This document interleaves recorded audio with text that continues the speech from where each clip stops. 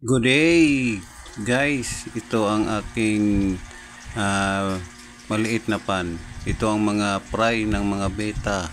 Ito ang daming fry. Ito dito ko nilalagay ang aking fry pagkatapos ko i-breed. Ito guys, kapag ito ang inyong gagawin, kapag nagpapalaki kayo ng mga fry nyo, yung mga beta nga fry, alisin nyo muna yung mga mga suso at ganito, lagyan nyo lang ng dahon ng saging. Ito katulad nito, nilagyan ko ng dahon ng saging.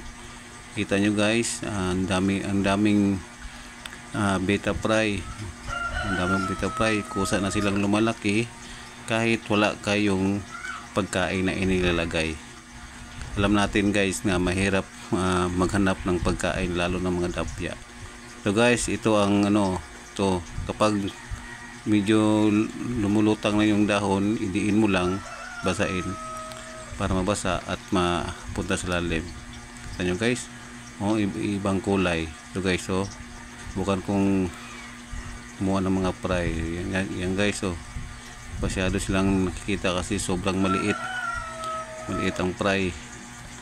Yan ang fry, maliit masyado guys, pero nakikita nyo guys, medyo malaki-laki na din.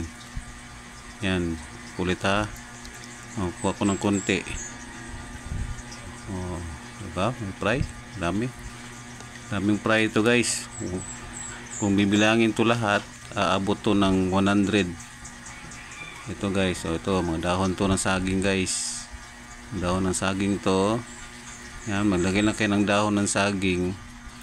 Yan ang magsisilbing pagkain ng ating mga fry, beta fry guys. Tulad dito guys, isang buo ng dahon ng saging. Yun, diba? Ang daming mga fry. Ito ang sekreto ko guys kapag nagpapalaki ako ng mga beta fry. Ang dami ba yun? Ang dami diba?